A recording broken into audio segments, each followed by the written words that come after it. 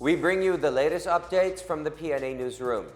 President Ferdinand R. Marcos Jr. discussed with officials of the Department of Energy today interventions that may be undertaken leading to the development of the country's energy industry. The meeting was held at the Malacanang Palace hours before he flew to Cambodia for the 40th and 41st Association of Southeast Asian Nations or ASEAN Summits or ASEAN Summit and related summits next week. Among the pressing issues that Marcos is expected to raise during the summit includes energy security.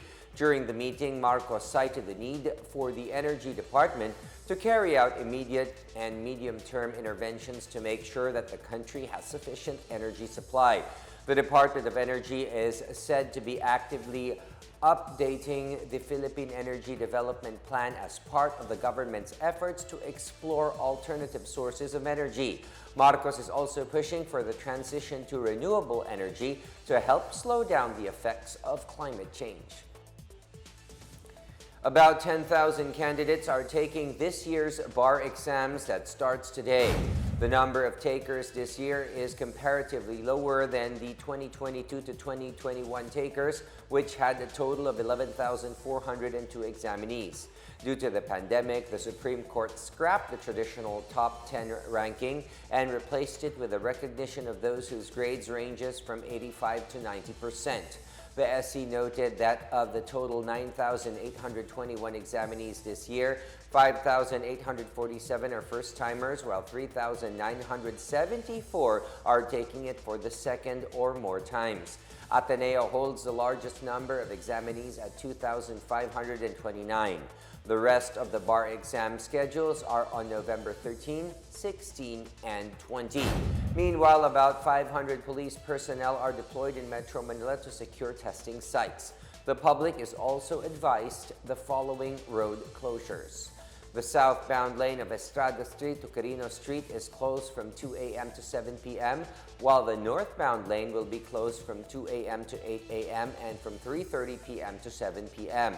Fidel Corner Noli Street at the back portion of De La Salle University will be closed from 2 a.m. to 7 p.m. The stretch of Mendiola Street to Concepcion Aguila Street from CM Recto intersection is also closed from 2 a.m. to 8 a.m. and from 4 p.m. to 7 p.m. The corner of San Juan Street and Donada Street until Leverisa Street is closed from 3 a.m. to 7 p.m.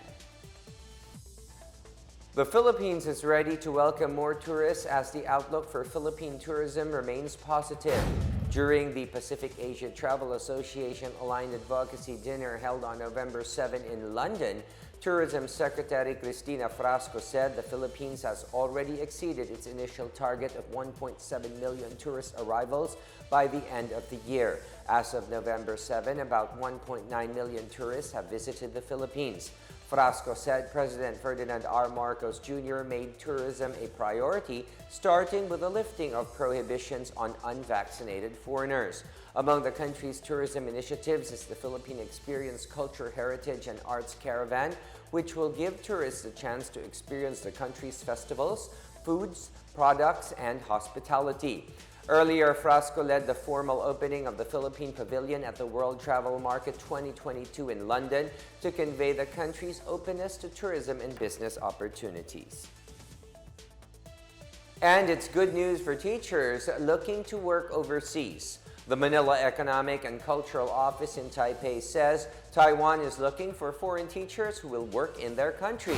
MECO Chair Silvestre Bello III said Taiwan is taking in teachers through its direct hiring. Bello said applicants must prepare a resume, diploma, and license from the Professional Regulation Commission. Eligible teachers may earn up to 100,000 pesos and may bring their families to live with them.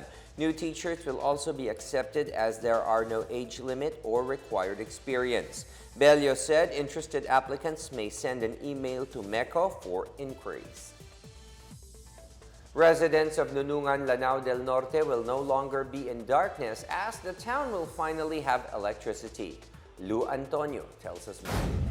Within 100 days, an initial of 11 barangays in Nunungan, Lanao Del Norte will benefit from the Barangay Line Enhancement Program or Electrification Project of the National Electrification Administration. This after the local government unit of Nunungan, Provincial Government of Lanao Del Norte, Lanao Del Norte Electric Cooperative Incorporated, Philippine National Police, and Philippine Army led the groundbreaking ceremony for the said project. The project, which costs about 43 million pesos, is partly funded by the local government of Nunungan. Mayor Marcos Mamay emphasized that they are working together with the provincial government of Lanao del Norte and that they settle ridos or family feuds to achieve peace and order and on the concreting of roads for accessibility in the area.